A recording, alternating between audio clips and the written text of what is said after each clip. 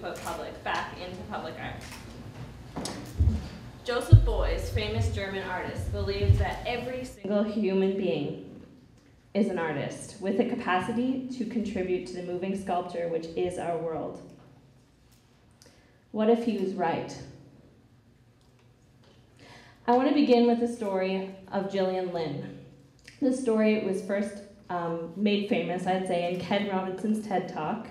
At this point, Gillian is a small girl. She's in school. And her teachers have noticed that she has a slight different way of learning. So they've recommended to her mother that she goes and sees a specialist. Her mother takes her to the specialist, and as she's there, the doctor asks several questions about Gillian's particular learning style, noticing that it's a little different. He then takes the mother outside of the room, and as he leaves the room, he turns to the radio and he flicks on the music. As they both leave, they notice that Gillian starts moving back and forth to the music, ever so slightly.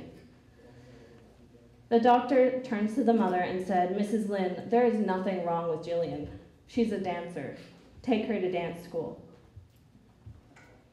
So what happens if Gillian's mom hadn't taken her to that particular specialist? Would Gillian then go on to become a Broadway choreographer of Cats and Phantom of the Opera? Would she have found her escape? How many times does this happen? How many times is a child told that they have something wrong with them just because they don't understand the way that they're being taught? Maybe they're just a little extra creative. How many people in this room believe that they're creative? Raise your hands. That's good. That's like more than half of you, I'd say. That's pretty good. How many of you believe that you're not creative because someone told you when you were a child that you weren't? Raise your hand. Nobody. I'm surprised. I was told when I was a child that I'm not creative. And that, to me, is crazy because creativity practically pours out of my veins. When I was in grade 3, I can remember a distinct moment. We were asked to take home a project. We had to draw an animal. I took my project home and I drew a polar bear. I thought that it was the most beautiful polar bear I'd ever drawn. So when I was in class the next day, I walked up to my teacher, proudly showing it off to her. She took one look at it and she said, "Emma, you can't draw.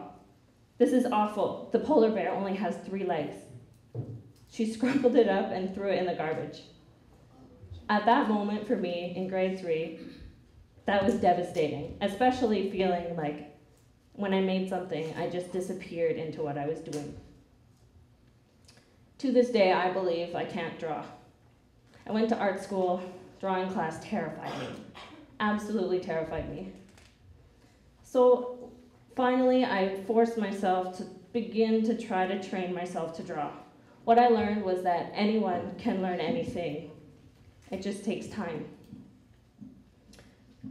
I also learned that there's many ways of being creative.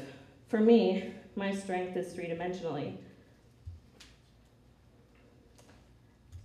We have historically been told that there are 2 parts of our brains.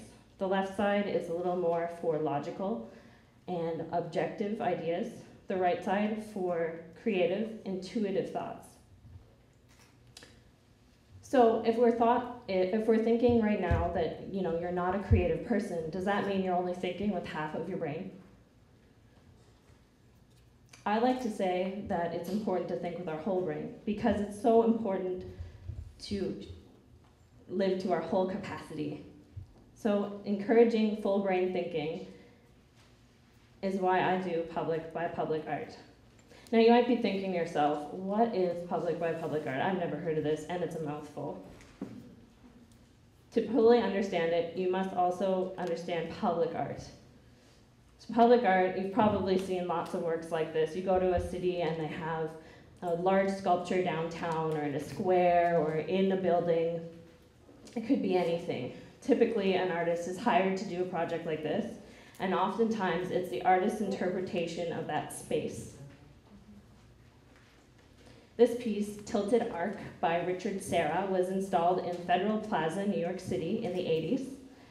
Richard Serra is an exceptionally famous artist. He kind of was a pioneer of the minimalist kind of field. This piece was really famous and avant-garde for its time. It's 120 feet long and 12 feet high. It's a steel wall. Artists during this period and art critics thought it was an amazing piece of work. However, the people of that space didn't like it. It created a barrier between the square. People couldn't walk their normal routes. It closed off businesses, the light. So, within 8 years, the public complained, and the project was removed. It was a $120,000 art piece, removed from the city of New York. So what happens if the public was put back into public art? Here's how it works. Say an artist was hired to build a piece for an office building. The artist would actually go into the space and interview people that actually live and work within that space. People that actually will be around the sculpture on a daily basis. Next, the artist will assemble skills. In any given group, there are enough skills to complete a project. You just have to identify them. Some cases, there might be a couple extra maybe that you might need to learn. So that in this case, the artist would also learn extra skills and teach the group of people to get the project done. Through this whole process, the artist is only facilitating the project. They aren't making it themselves. That way, the idea, the form, and the concept of the work comes directly from the public of that space. This is a little bit challenging as someone who works this way because an artist loves to have control over the end result of the work. But in this way, you're completely removed from the control. So how did I get to this point? In my last year of my undergraduate degree in Nova Scotia, Canada, I was asked to be part of a research project in Cape Town, South Africa. This project is amazing, and it's called Art in Schools Initiative. Basically what we did was try to prove that creative learning is essential in schools by inserting an art class into a high school outside of Cape Town. We had 350 students, a lot of them. It was very overwhelming. But most of these kids had never actually created anything. Most of them hadn't held a paintbrush. Most of them hadn't made a sculpture. Most of them hadn't made a three-legged polar bear. But when they had the chance to, their eyes lit up completely. So what we did for this project was we actually taught them their subjects like math, science, English, Afrikaans, history, using art as a tool. So we created creative projects that taught them their core subjects using art. Over the course of 4 years, their attendance and their grades went up when measured against the years before and after them. One story in particular really stands out for me. After school one day, a girl came up to me and she said, "Can I take a couple of these art supplies home with me?" I was like, we don't usually lend these out. They're very precious. I asked her why, and she said, "Well, I've been taking everything you teach us home to my 6 brothers and sisters and teaching them everything you teach us." I was completely floored. I was like, take everything. This girl in the very beginning was shy too, and she was so nervous about, failing and not being able to create something that was of value or of aesthetic purpose. But she was just so happy when she was making things that she wanted to encourage her family to do that too. This, to me, the idea of the ripple effect, showing one person that they can be creative, they can go off and then they can do that again and again. At the same time, I was volunteering in a community outside of Stellenbosch, South Africa. This community was very unique. It was an informal settlement, which means that basically people had just moved there and built on public land without permission. Families moved there because they wanted to be close to schools in the neighboring area for their kids. When I first got there, this was probably one of the most disadvantaged areas I had seen at that time. It's on a hillside, and all of the homes are made out of tin, no floors, no electricity, no running water. A dirt road just runs all the way up to the top. And the people there are just so happy. It's incredible to see. I started going to their town meetings, and one thing that was brought up in a meeting was that they wanted their Inkanini to become beautiful. They wanted to feel a sense of pride in their community. The community is Inkanini. So after several conversations with this group of people, as well as extra people from the community, and South African artist Elsa Lawrence, we created an idea. We were going to paint 30 homes in a color of the family's choosing. On the outside of the house, we painted the silhouette of every family member living within that home. So now when you walk through, you see colors everywhere, and then you see the silhouettes of this fleeting moment of time when the families lived in each house. The other cool thing about this project was who made it. As most of you know, the apartheid in South Africa is still very apparent.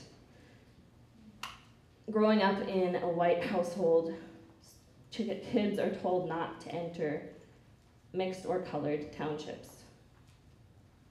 So a lot of people grow up there without actually not meeting or crossing paths with each other.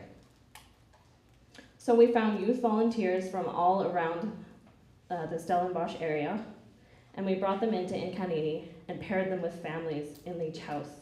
They spent the day together, painting their house, and forging a connection that would not have likely been made otherwise.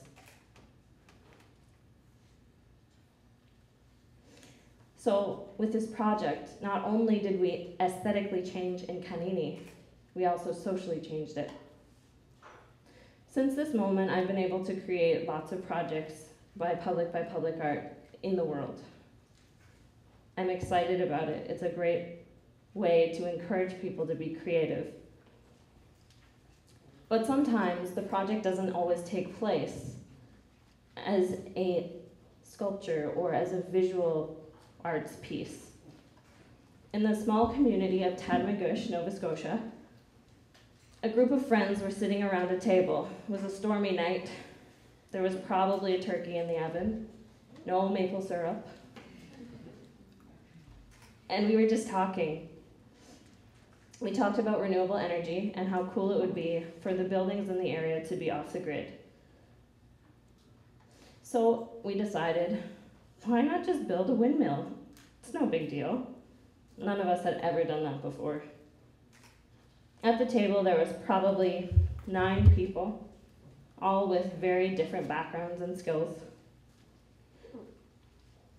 When we built the turbine, an electrician did the electrical wiring and built all of the, I don't even know how to describe it, you know, the wiring parts. A gardener dug the hole, a welder built the base, and someone who built surfboards did the resin turbine blades. In the end,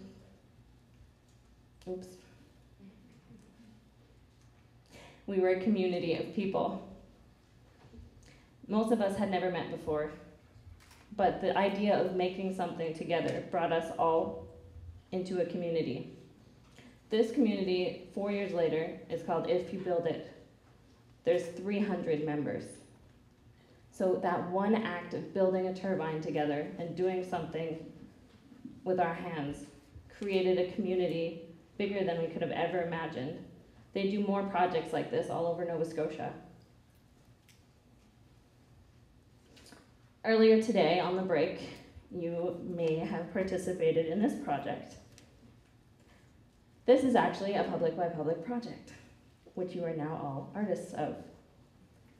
What we did with this was at the beginning of several weeks ago, TED members and also the part of the TED organizers and everything had a conversation about what an art project could be that we could all make. I was not present at this meeting. They recorded it and they sent it to me. From their conversations, I started to pull ideas, concepts and words that were repeated. Things that came out were the idea, obviously, of engagement, but also of participation, and of how Minot in particular engages itself.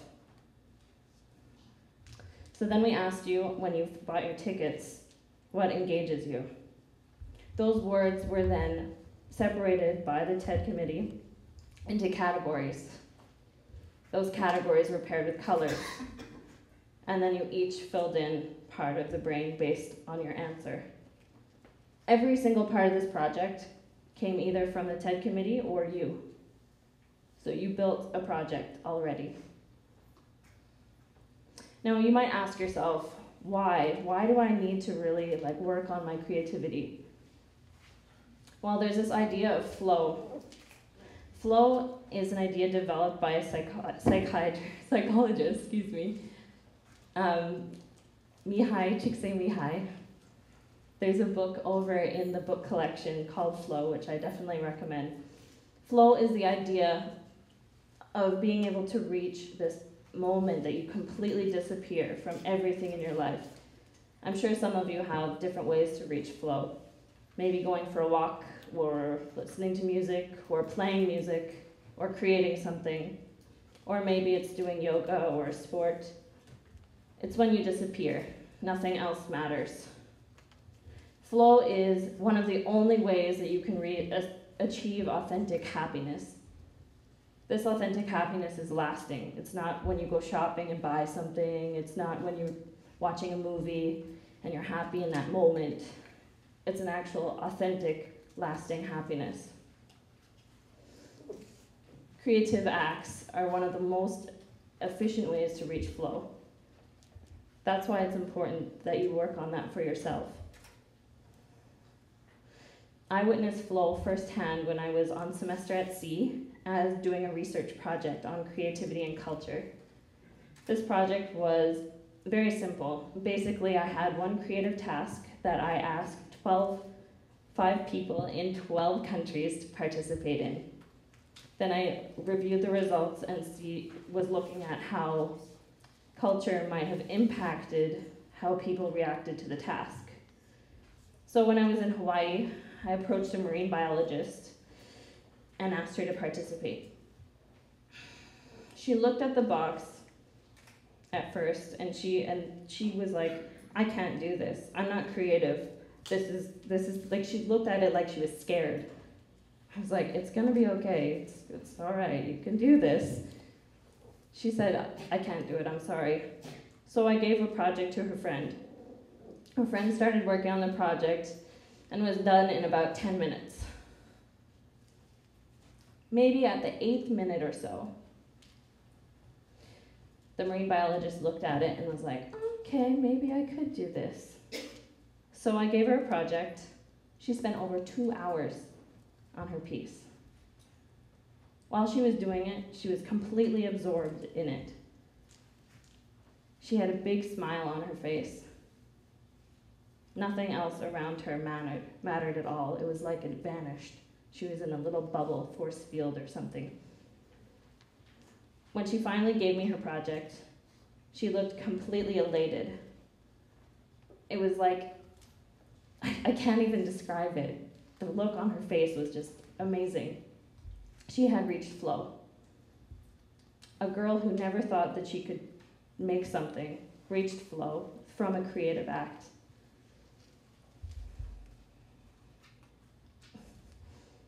So, what I can say to you is that being creative is up to you. But it's like a muscle in your body. We work really hard at being active and taking care of our bodies. But maybe we should also work at taking care of our minds. I encourage creativity through public by public art.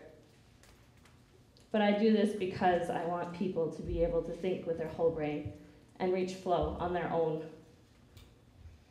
If Joseph Beuys was right, and every single person is an artist, then look around you. Every single person in this room is an artist. Thank you.